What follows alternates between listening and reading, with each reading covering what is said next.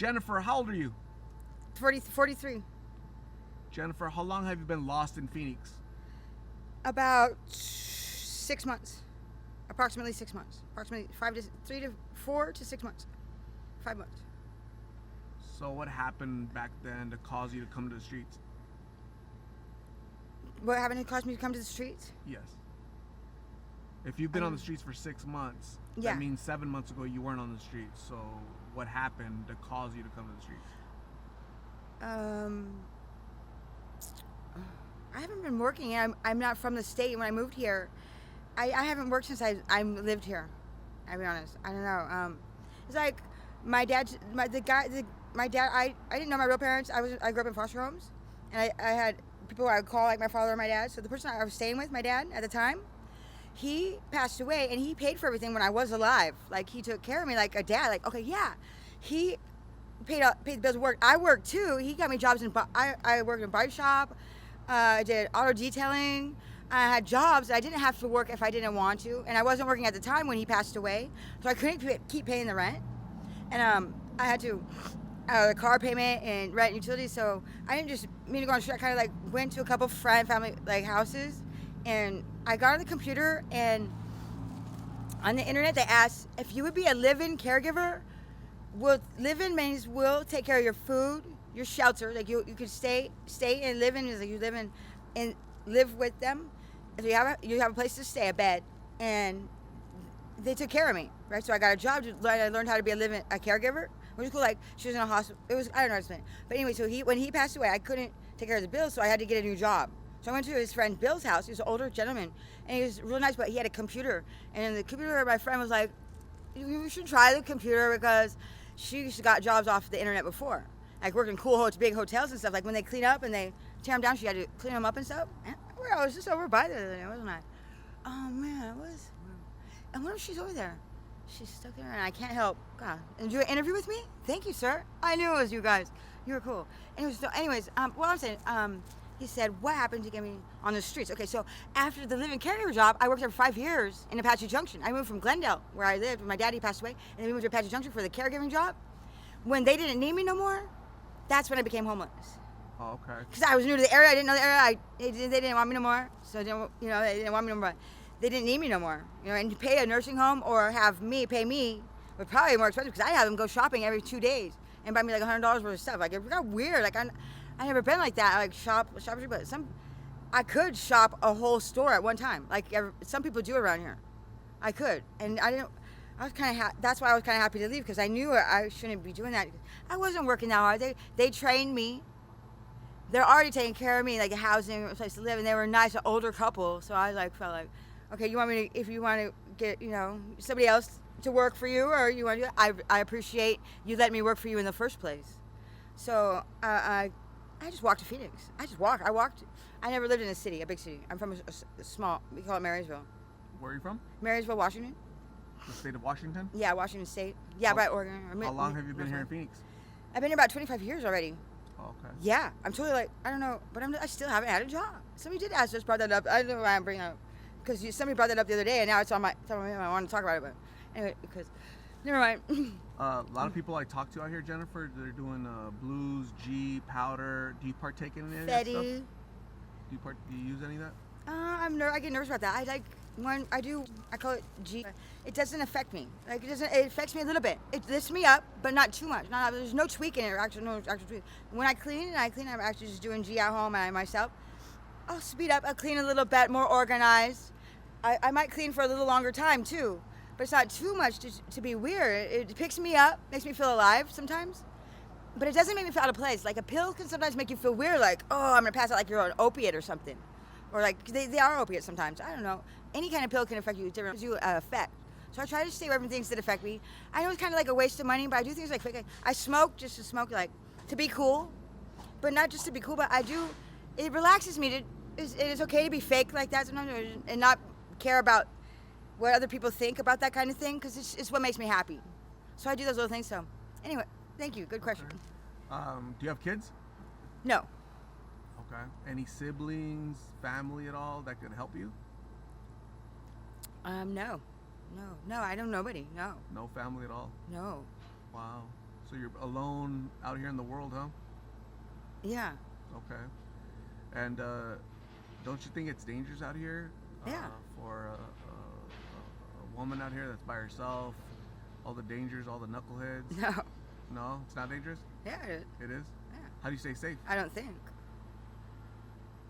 Safe? How do you stay safe? How? Yes. How is everything? How does everything? So, how I stay safe? Yeah. Oh well, you just have to try to stay like not get in people's business, or if you see, you know when it's time to go, or what to say, when to say it. You can see that by who they are, when you're paying attention. If you feel like it's gonna be a bad situation, you stop. You just get out of the situation at the time, right? Or if you get beat up or something, I'm gonna be honest. Sometimes I've had weird ones like you hit me and you have something built up and it comes out and it really does feel okay. Like it doesn't hurt. You know you're helping them release the negative energy that they have. I've had it where someone hit me and I didn't feel it at all, but they were trying to beat me up so fucking bad.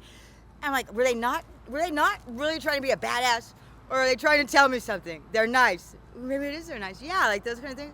And then I've had where I deserve it, where I don't deserve it, but I don't know how I stay safe is just trying to say like by the reflection on their face. Leave know when to say no, know when to go.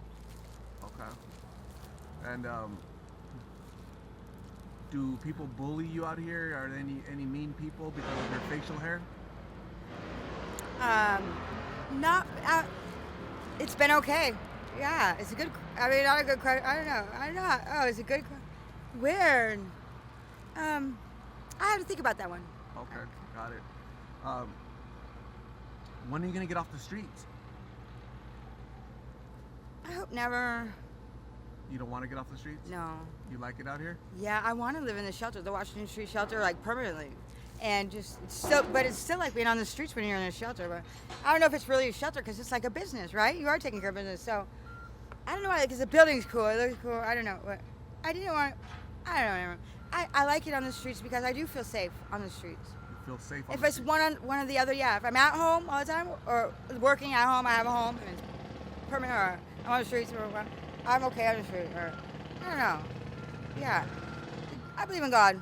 Do you? Yeah, everything works out, and if it don't, sometimes maybe it's a sign that somebody else needs help and they're asking for help you don't know about, or it's just the wrong place at the right time, or that time. Right. Have you ever been diagnosed with any mental health issues? No, but maybe because I tried. I lied about it when I was a kid. They won't diagnose me now, because they're psychiatrists. They know those kind of things. They have to know how to. And I just thought when I was 13, I did lie. I tried to go to a mental hospital and say I tried to kill myself, but I didn't. Yeah, no, I live in an insane asylum, not a psychiatrist type place, white noise type place. Not a what? White noise type. White noise? Yeah, it's different. Padded It walls? just means quiet and you say, my whole entity, my whole body, my whole being is supposed to always be calm. It's always supposed to be asylum. It means quiet. Like quiet. Like personally, I'm moving real fast. And it's just a negative feeling. I get mean. I'm not thinking it just comes out. You know, you're not yourself. If you take your time and it's slow, that's true. I think it's more real. More, I don't know. It is. When I leave here, what are you going to do for the rest of the day? I'm going to buy something to drink. I'm going to try to write down, I call it a like thing. I don't know what it's called, but a little poem, a little like chain letter thing I write down sometimes. I don't know. You like writing? I like journaling, yes. Because I like to learn things. As you learn, like playing cards, you win a card game, you learn another card game or another way to play or more ways to play.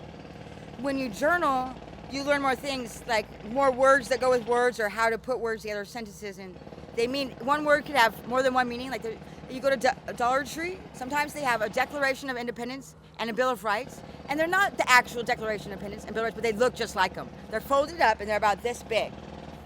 But if I copy that down, just take a notebook, a pad of paper, a bicycle, pad of paper, and I just copy it down, I learn a new something every time I read it or write it down. Read and write it down. I learn something new. And one thing that I learned a new thing about the same thing. It had its two meanings, because one thing could have two meanings. The whole thing could have two meanings, and then each word could have two meanings. So the more you do it, you can keep doing it forever. Bill of Rights and the Declaration of Independence is the way to go. I'm a Declaration of Independence. You like learning, huh? Yeah. Cinco de Mayo, yeah. What about Cinco de Mayo? Oh, that's one of my names. My nickname. your nickname is Yeah, Cinco like- de Mayo? Yeah, my girly party name when I want to be my stripper name. That's your stripper name? Yeah, Cinco de Mayo. Yes. How long have you been stripping? I haven't, but that's what I just want to explain what kind of name it is. Oh, like a okay. nickname. You know what a nickname is? Yeah. Oh, okay. Yeah, don't worry about it. So, Jennifer, thank you very much for talking to me. It was Thank really you. nice seeing, getting to know you a little bit. I'm gonna give you my card with my number on it so you can call me if you ever need to write a shelter or somebody to talk to. I'm gonna give you some water. I'm also gonna get you some food, okay? Please stay safe. God bless, and we'll see you soon, all right? Thank you. Bye. Bye.